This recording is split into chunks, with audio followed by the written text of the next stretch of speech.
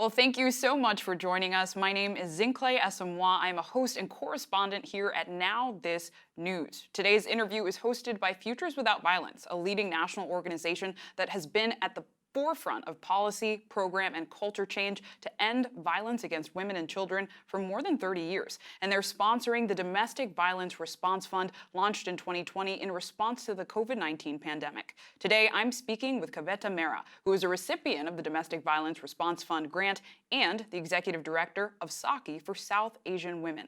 Kavita, thanks so much for speaking with me today. Thank you for having me. Yeah, so just to start, can you share with us who you are, what you do, and why you do it?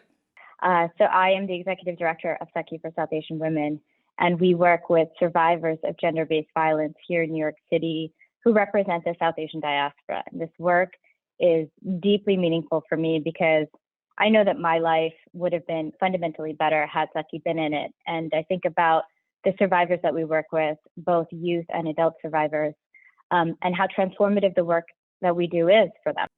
Yeah, and Kavita, something that stuck out to me was the name of your organization, Sakhi. Can you talk to us about what that name means and its relevancy? Sakhi is the Hindi word for friend, for women friend, and what we often think about is building community. It's rooted very much in thinking about how survivors need community through their healing journey. And over the course of 31 years, we've been able to do that. We're the second oldest South Asian women's organization in the country and have really established ourselves in breaking those barriers that gender-based violence is a pervasive issue in our community, and want to continue to do as such. The healing process is not a linear journey. And when we think about what healing looks like for a survivor of trauma, while accessing the court system and accessing mental health are really important, and also accessing immigration support are critical in order to finding safety in the course of one's life. One cannot survive or even thrive from at any point in their life if they don't have a roof over their head, if they don't have food in their stomach, or if they don't have enough money to pay their bills. Absolutely, and I think a lot of the needs you identify, I can only imagine, have been heightened under the COVID-19 pandemic. I know in the world of media and news, we've seen a lot of headlines around domestic violence increasing, not just in the US, but worldwide. Can you speak about how the need has been in this year of the pandemic and how COVID has impacted your work? It was clear to us that survivors were in very difficult circumstances. They were being pressured to bring those who were inflicting harm back into their home. Orders of protection were being violated. But what was also coming up was that survivors were facing a great deal of anxiety and fear around the economic calamity that's happening in the midst of this moment. There's a mother that we work with who was experiencing forms of extreme sexual violence through the course of the pandemic, and she was pregnant at the time. And while she was continuing to experience that form of violence, she had identified a safe place for her to live and to move from New York into New Jersey. What Sakhi was offering was private transportation for her to move so that she could live free from violence. She was so afraid of exposing herself or her children to the pandemic that she decided not to take on that opportunity of private transportation, but continue to live with forms of extreme violence, at least in the height of the pandemic. By the summer, she was able to move. But those months of March and April, she was seeing that heightened form of violence because she was living in such fear of the pandemic.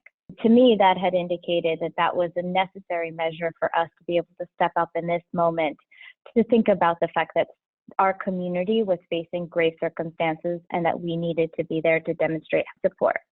What can people do? I think some people hear this and they hear about the work that you do and it can be overwhelming or defeating or feel grim. What can people do who want to get involved and support? If you know someone who's experiencing harm, just know leaving is always an option.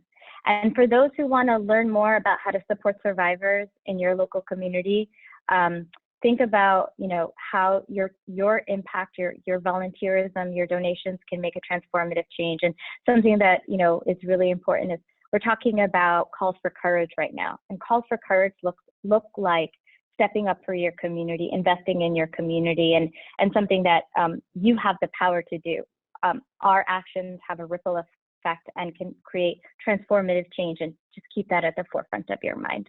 And I want to make sure that those watching have a sense of what kind of impact funds and contributions to organizations like yours have. Can you speak to the difference it makes when your organization receives funding from places like the Domestic Violence Response Fund? How does that directly help survivors and the work that you do? It's transformative. I think when we think about demonstrable gifts like this, it can help underwrite housing for a survivor and her family.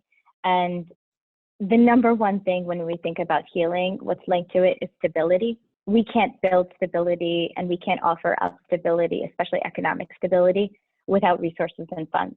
It's funds like this that allow us to do the work that we do. That's amazing. And I think it's powerful that it's like a community supporting a community. And that's what movements often are built of.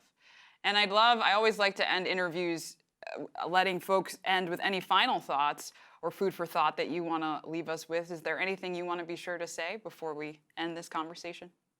There are a lot of lessons from 2020, and I think all of us can recognize that this has been a moment that has taught us at a personal level and a professional level how we can get through this.